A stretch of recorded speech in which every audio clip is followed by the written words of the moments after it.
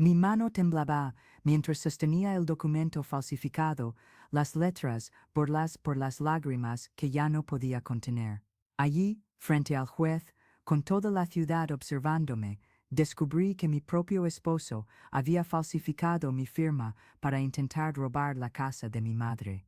La humillación quemaba mi piel como brasas, pero fue la mirada de desprecio de Alberto, ese hombre que una vez juró amarme y protegerme, la que partió mi corazón en pedazos. Eres una ingenua, Marianita, susurró en mi oído mientras salíamos del tribunal, su voz cargada de un veneno que nunca antes había percibido. Esa casa debería ser nuestra. Tu madre es una vieja terca que no sabe lo que es mejor para nosotros. En ese momento, ya no era la mujer enamorada que había caminado hasta el altar 5 años antes. Era una extraña para mí misma, una marioneta que había bailado al ritmo de la música de un hombre que creía conocer. El suelo parecía abrirse bajo mis pies, tragándose no solo mi dignidad, sino todos los años en los que había creído en un amor que ahora comprendía que había sido solo una fachada. Pero para entender cómo llegué hasta allí, necesito retroceder en el tiempo, cuando todavía era una joven de 22 años, soñadora e ingenua, viviendo en la casa de mi madre, Celeste, en lo alto de la colina. Esa casa antigua, con sus grandes ventanales y paredes que guardaban más de un siglo de historias, era mi universo. Cada habitación llevaba recuerdos, el cuarto donde nací, la cocina donde mi madre me enseñó a hacer pan, el jardín donde jugaba de niña, imaginando ser una princesa en su castillo. Mi madre siempre fue mi fortaleza. Después de que mi padre muriera, un hombre atormentado por la depresión que nos dejó cuando yo tenía apenas 16 años, ella se convirtió en padre y madre al mismo tiempo. Celeste trabajaba como costurera, sus dedos hábiles transformando retazos en vestidos de novia, siempre con una sonrisa en el rostro, pese a que las cuentas se acumulaban sobre la mesa de la cocina. La veía a veces, ya tarde en la noche, calculando y recalculando los gastos, mordiéndose el labio inferior como lo hacía cuando estaba preocupada. Marianita, decía ella, pasando la mano por mi cabello, esta casa ya ha visto muchas tormentas, pero sigue en pie. Somos como ella, fuertes, resistentes. Sus palabras eran mi puerto seguro, y creía que así sería siempre. Fue en una de esas tardes doradas de otoño cuando Alberto apareció en nuestras vidas. Era abogado, recién egresado, con una sonrisa conquistadora y palabras dulces como la miel. Llegó a nosotros porque necesitábamos ayuda con algunos papeles de la casa. Desde el primer encuentro, mostró un interés especial por mí, sus ojos oscuros siguiéndome mientras servía el café, sus palabras siempre cargadas de elogios y promesas. Te mereces mucho más que esta vida sencilla, me dijo en una ocasión, mientras caminábamos por el jardín. Mereces viajar, conocer el mundo, tener todo lo mejor. Sus palabras removieron mi cabeza de joven soñadora. Yo, que nunca había salido de nuestro pequeño pueblo, comencé a imaginar una vida distinta, llena de posibilidades que Alberto parecía dispuesto a ofrecerme. El noviazgo fue un torbellino de emociones intensas. Alberto me cortejaba con regalos caros, cenas románticas y promesas de un futuro brillante a su lado. Mi madre, siempre cautelosa, intentaba advertirme con su manera delicada: hija, el amor verdadero no necesita tanto lujo. A veces, las cosas más hermosas son las más simples. Pero yo estaba ciega, completamente hechizada por la posibilidad de una vida que parecía sacada de un cuento de hadas. Cuando Alberto me pidió matrimonio, en un restaurante elegante de la ciudad vecina,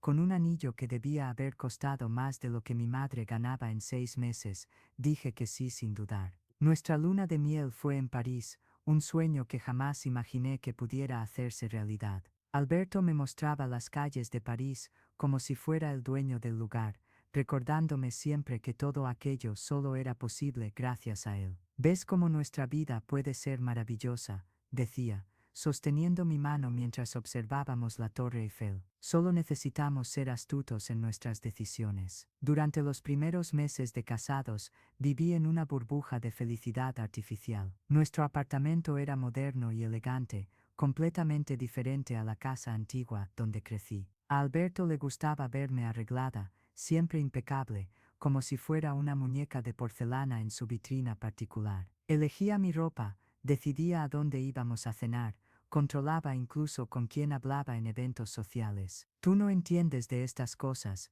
mi amor, decía cada vez que intentaba expresar una opinión distinta. Déjame a mí ocuparme de todo. Tu única preocupación debe ser feliz y hacerme feliz a mí. Poco a poco, la burbuja comenzó a estallar. Las visitas a mi madre se volvieron cada vez más escasas. Alberto siempre encontraba excusas, teníamos compromisos sociales, estaba muy ocupado con el trabajo, o simplemente pensaba que yo pasaba demasiado tiempo atrapada en el pasado. Cuando insistía, cedía, pero hacía notar su descontento durante toda la visita. Fue durante una de esas tensas visitas cuando noté cuánto había envejecido mi madre. Sus manos, antes tan firmes al sostener la aguja, temblaban levemente. Sus ojos, que siempre brillaron con determinación, parecían cansados. La casa, sin el mantenimiento adecuado, comenzaba a mostrar señales de deterioro, filtraciones en el techo, pintura descascarada en las paredes,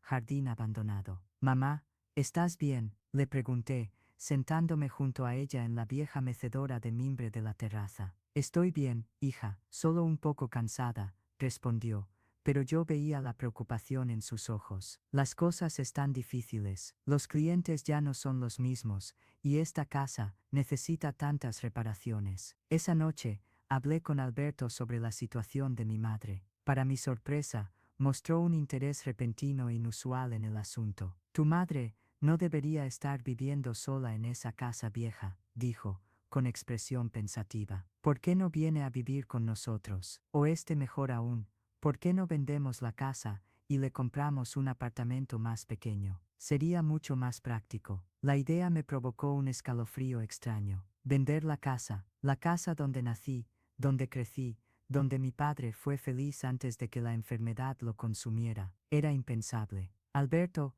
esa casa lo es todo para mi madre. Es nuestra historia, nuestra familia. Mariana, necesitas ser más práctica. El sentimentalismo no paga las cuentas». Su voz tenía un tono frío que yo no conocía. «Tu madre es mayor, se puede caer, lastimarse. Esa casa es demasiado grande para ella». En los meses siguientes, Alberto intensificó su campaña para convencer a mi madre de deshacerse de la propiedad. Aparecía con frecuencia en la casa, siempre con argumentos lógicos y racionales sobre los beneficios de venderla. Hablaba de inversiones, seguridad, practicidad, siempre con esa sonrisa encantadora que yo conocía tan bien. Mi madre, educada como siempre, lo escuchaba con paciencia, pero su respuesta era invariablemente la misma. «No, Alberto, esta casa no está en venta». Fue entonces cuando las cosas empezaron a tensarse aún más. Alberto comenzó a mencionar con frecuencia los gastos que teníamos con mi madre, medicamentos que comprábamos,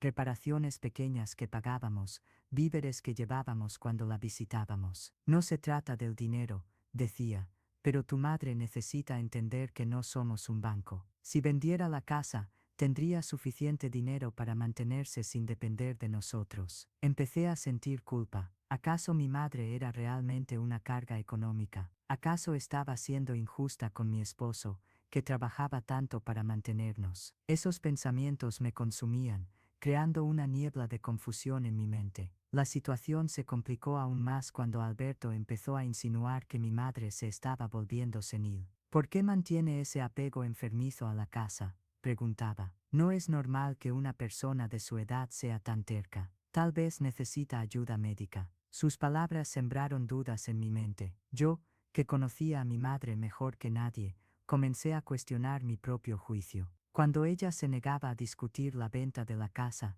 me preguntaba si realmente era terquedad o si había algo más. Fue durante ese periodo turbulento que descubrí que estaba embarazada. La noticia debería haber sido motivo de pura alegría, pero llegó acompañada de una angustia inexplicable. Alberto se mostró eufórico, hablando de inmediato sobre la necesidad de asegurar el futuro de la familia. «Ahora más que nunca, Mariana, necesitamos ser prácticos», dijo, sujetándome la mano con una intensidad casi desesperada. «Un bebé lo cambia todo. Necesitamos seguridad financiera, Y la casa de tu madre puede ser precisamente lo que necesitamos para garantizar el futuro de nuestro hijo. El embarazo pasó como un sueño nebuloso. Yo estaba físicamente presente, pero emocionalmente distante de todo. Las náuseas constantes no eran nada comparadas con el malestar que sentía cada vez que Alberto mencionaba la casa. Se había obsesionado con el asunto, y yo me sentía atrapada entre el amor a mi esposo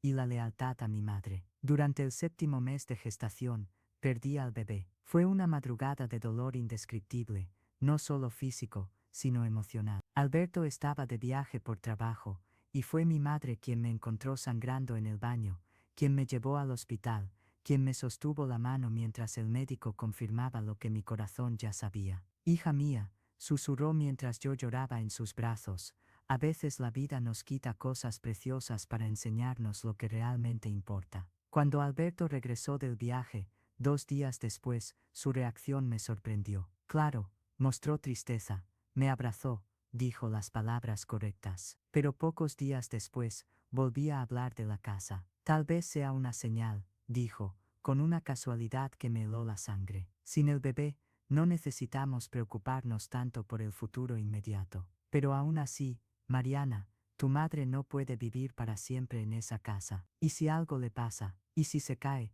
se lastima, y nosotros no estamos allí? Fue en ese momento que algo dentro de mí empezó a despertar. Una voz interior, silenciada por años de manipulación sutil, comenzó a susurrar verdades incómodas. ¿Por qué Alberto estaba tan obsesionado con la casa? ¿Por qué su preocupación por mi madre siempre giraba en torno a la propiedad? Empecé a prestar más atención a los detalles. Noté cómo Alberto siempre desviaba la mirada cuando mi madre hablaba de mi padre, cómo cambiaba de tema cuando ella mencionaba los recuerdos familiares. Me percaté de que él nunca había preguntado sobre la historia de la casa, sobre mis abuelos, sobre las tradiciones que tanto significaban para nosotras. Para él, esa casa no era un hogar lleno de historia y amor. Era solo un activo financiero esperando ser liquidado. La revelación llegó de forma inesperada, durante una conversación casual con doña Rosa, nuestra vecina más antigua. Ella había sido íntima amiga de mi abuela, y conocía todos los secretos de la familia. Mariana, querida, dijo mientras tomábamos café en su cocina, ¿sabes sobre la cláusula especial en la escritura de la casa? Mi corazón se aceleró. ¿Qué cláusula? Tu bisabuela María Antonia, cuando dejó la casa a la familia, incluyó una condición muy específica. Si tu madre muriera sin herederos directos, o si fuera considerada incapaz de cuidar la propiedad, la casa pasaría automáticamente a Joaquín, el primo lejano que vive en Santiago. El mundo se vino abajo a mi alrededor. Pero soy heredera directa, sí, pero solo si vives en la casa, o si tu madre te transfiere la propiedad mientras esté viva y en pleno uso de sus facultades. Si la declaran incapacitada por cualquier motivo, doña Rosa dejó la frase en el aire, pero yo la entendí perfectamente. Esa noche no pude dormir. Las piezas del rompecabezas comenzaron a encajar de forma aterradora. Alberto no quería que mi madre vendiera la casa, quería que la declararan incapaz de administrarla. Por eso las insinuaciones sobre su senilidad, por eso la presión constante, por eso el interés repentino en nuestra situación familiar. Pero había algo más, algo que aún no podía comprender del todo. ¿Por qué estaba tan seguro de que obtendría la casa a pesar de la cláusula? ¿Qué sabía él que yo no sabía? La respuesta llegó de forma aún más impactante. Unos días después, mientras Alberto estaba en la ducha, sonó su celular. Sin pensarlo mucho, contesté. Alberto, soy Joaquín. ¿Cómo van los planes? Mi esposa está impaciente por mudarse. Se me heló la sangre. Disculpe, ahora no puede atender. ¿Puedo tomar un recado? Claro, dile que ya tengo los documentos listos. En cuanto declaren incapaz a su suegra, podemos proceder con la transferencia. La división será a partes iguales, como acordamos. Colgué el teléfono con las manos temblorosas. Alberto había hecho un trato con Joaquín. Tenían la intención de repartir el valor de la casa después de arrebatársela a mi madre. Todo tenía sentido ahora, la presión psicológica, las insinuaciones sobre su capacidad mental, incluso la sugerencia de que necesitaba ayuda médica. Pero aún no sabía lo peor. Esa misma semana, mientras ordenaba los papeles de Alberto para ayudarlo con los impuestos, encontré una carpeta escondida al fondo de su cajón. Dentro, Había documentos que me hicieron cuestionar todo lo que creía saber sobre mi esposo. Había un poder con la firma de mi madre. Una firma que sabía que ella nunca había hecho. También había correspondencia entre Alberto y Joaquín con meses de antelación, detallando el plan para apoderarse de la propiedad.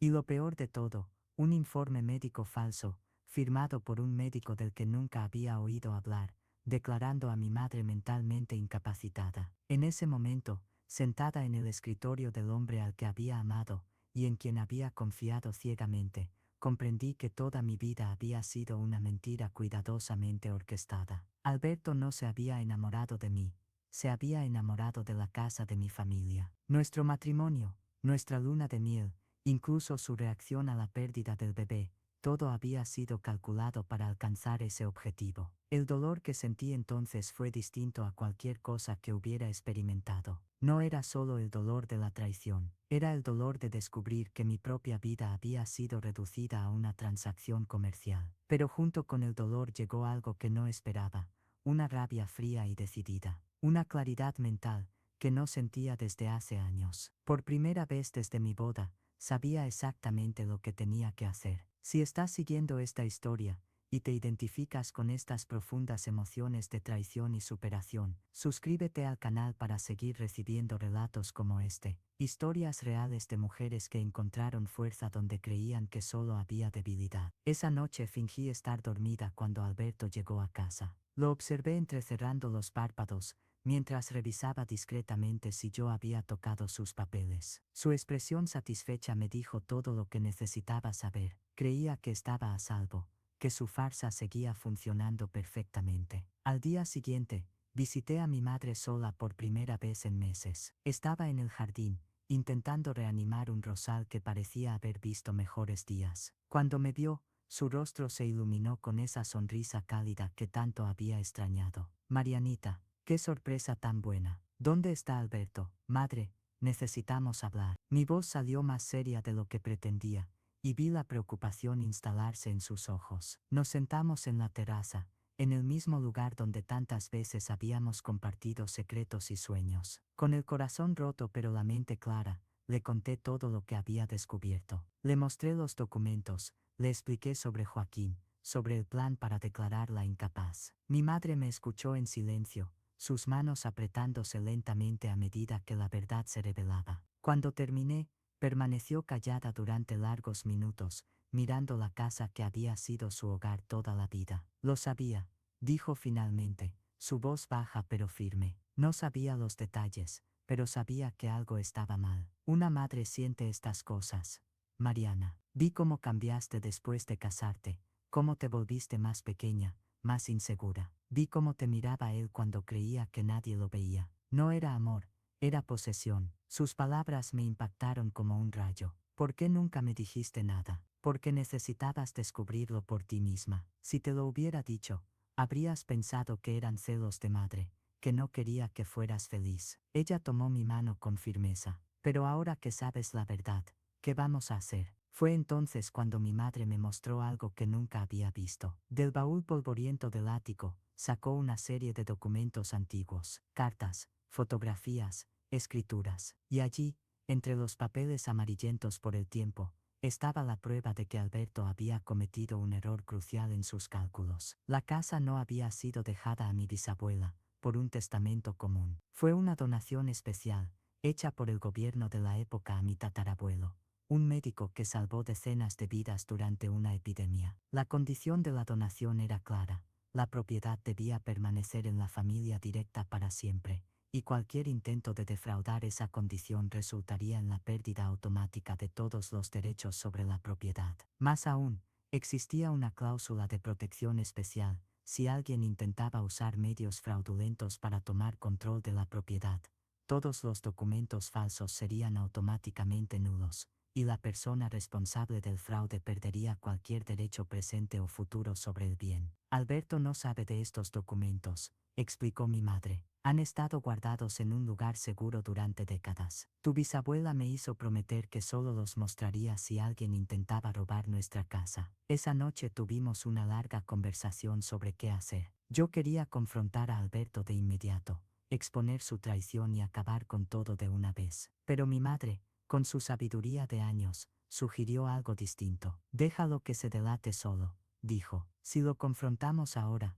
puede destruir pruebas, inventar excusas o incluso huir. Pero si lo dejamos continuar con el plan, tendremos pruebas irrefutables de sus intenciones. Así comenzamos nuestra propia investigación. En los días siguientes, documentamos cada movimiento de Alberto, cada llamada sospechosa, cada visita a lugares que no tenían sentido en su rutina habitual. Descubrimos que se había reunido con Joaquín varias veces, que había pagado por el informe médico falso, que incluso había contratado a un abogado especializado en disputas hereditarias. Lo más impactante fue descubrir que había mentido sobre su situación financiera. Nuestro elegante apartamento, nuestro coche importado, nuestra vida de lujo, todo estaba siendo financiado con préstamos y tarjetas de crédito. Alberto estaba completamente endeudado, y la casa de mi madre era su única esperanza para saldar esas deudas. Durante ese periodo de investigación, algo extraordinario me sucedió. Por primera vez en años, me sentí viva, completa, poderosa. Ya no era la esposa sumisa que aceptaba todo sin cuestionar. Tenía un propósito, una misión, y eso me dio una fuerza que no sabía que poseía. También redescubrí mi conexión con mi madre. Trabajando juntas en esa investigación, recordé por qué siempre fue mi heroína. Su inteligencia aguda, su capacidad para leer a las personas, su determinación silenciosa, todas las cualidades que Alberto había intentado hacerme olvidar. El enfrentamiento final ocurrió exactamente como mi madre había previsto. Alberto, confiado en que su farsa funcionaba perfectamente, decidió acelerar el proceso. Llegó a casa una noche con papeles oficiales declarando a mi madre incapacitada, y anunció que al día siguiente iríamos al registro civil para resolver la situación. Es por su bien, Mariana, dijo con esa sonrisa falsa que ahora reconocía perfectamente. Estará mucho más feliz en un lugar apropiado para personas de su edad. Fue entonces cuando supe que había llegado el momento. Alberto, dije, manteniendo la calma en mi voz, antes de ir al registro civil, hay algunas cosas que necesitas saber. Puse sobre la mesa de la sala todos los documentos que habíamos reunido, las grabaciones de sus llamadas con Joaquín, las pruebas de su verdadera situación financiera, los documentos antiguos de la casa, y por último, el poder falsificado que él pensaba que yo nunca había visto. Vi su rostro palidecer progresivamente al reconocer cada documento. Sus ojos, que una vez me habían hechizado, ahora solo revelaban pánico y desesperación. Mariana, puedo explicarlo, comenzó, pero lo interrumpí. No hay nada que explicar, Alberto. Sé todo. Sé de Joaquín, sé de los documentos falsificados, sé de tus deudas, sé que te casaste conmigo solo para tener acceso a la casa de mi familia. La máscara finalmente cayó. El hombre encantador y manipulador desapareció, revelando a alguien que no reconocía, o tal vez, a alguien que por primera vez estaba viéndose a sí mismo. ¿Y qué? Gritó, perdiendo el control por completo. ¿Crees que iba a pasar la vida fingiendo amar a una provinciana ingenua como tú? Esa casa vale una fortuna, y ustedes dos son demasiado tontas para darse cuenta. Sus palabras fueron como puñaladas, pero curiosamente no me hirieron como esperaba.